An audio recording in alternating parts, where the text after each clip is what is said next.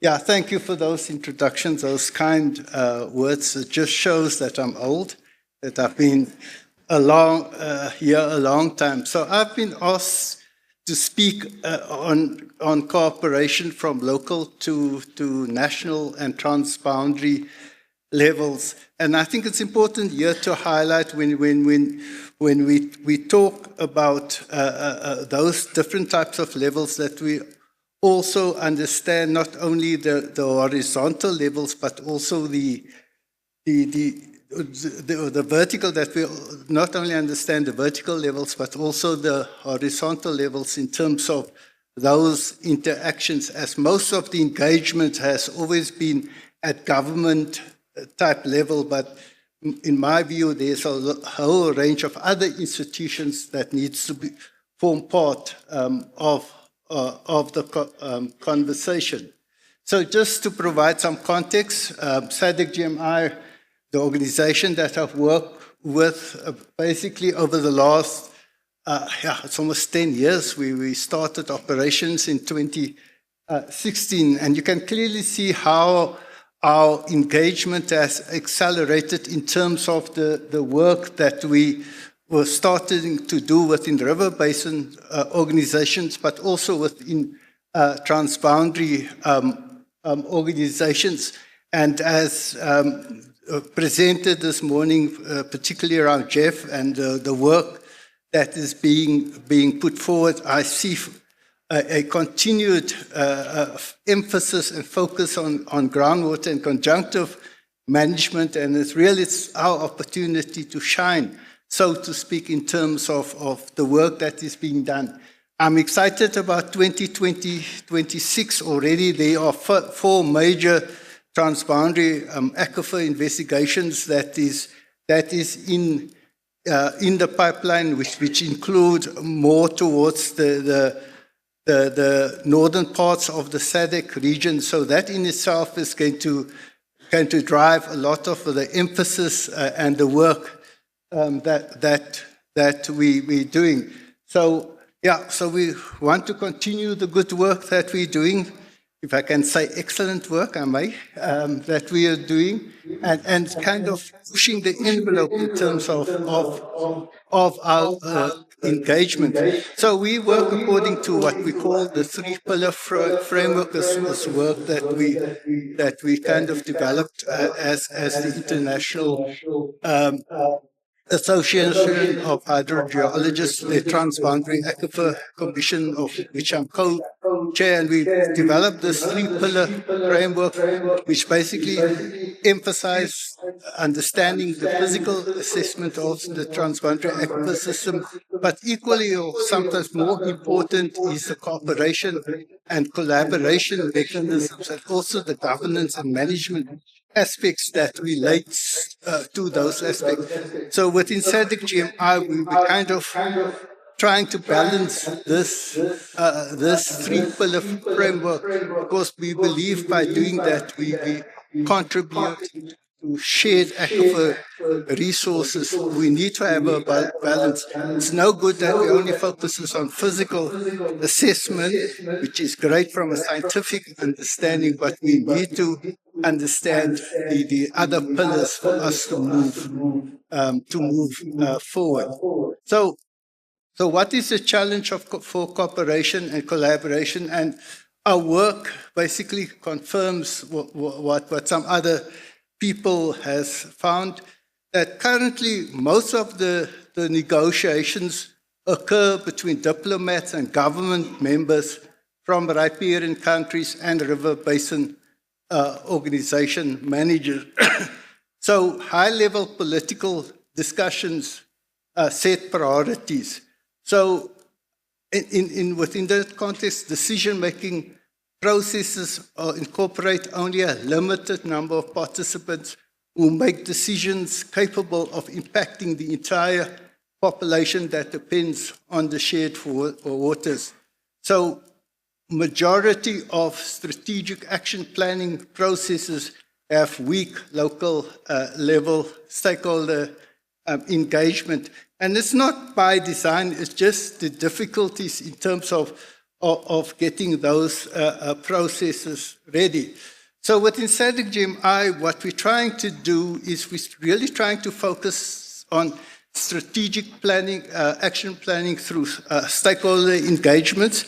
And we have here success, here we have failures, but our drive is toward stakeholder engagement. We have a strong emphasis in terms of the program that we develop, focusing on gender equality and social inclusion. So all the programs that we implement focus on those assessments and trying to drive those type of parameters. And then importantly, what we're trying to do is setting groundwater institutions at the international, national, and subnational levels. So from the context of the work that have been doing and what I've been saying before, the subnational level engagement is something that requires still more work that needs to be done by us and others.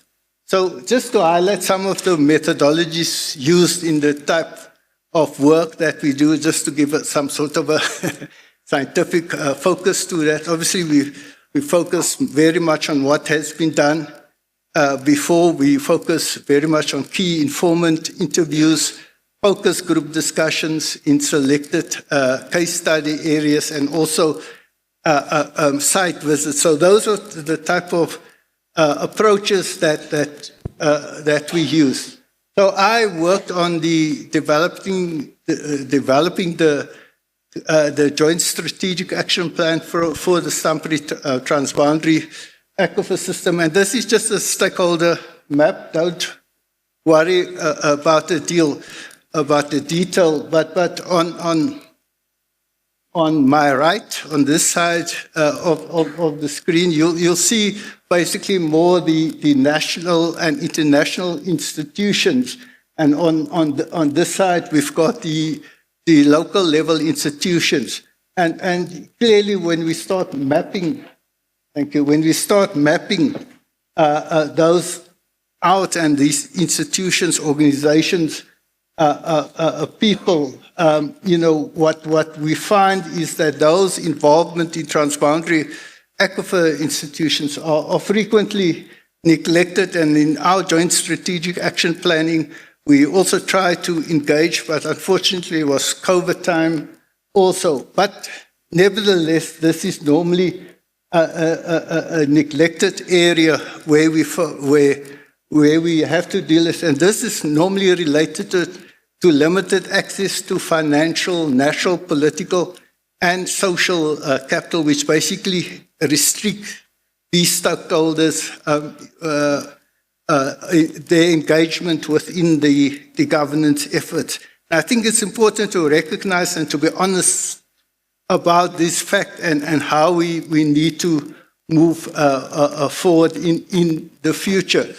But nevertheless, this slide, I just want to highlight the importance of groundwater institutions and how it became because we had an existing groundwater institution in place, which Dr. Mucha mentioned this morning, we could then convene around this particular institution to kind of respond to a threat to the aquifer system. And because that institution existed, we could basically put forward a common position around, the member states for that matter could put forward a common position around a specific threat to the aquifer system. So there was some sort of a triggering action which allowed this institution to perform a certain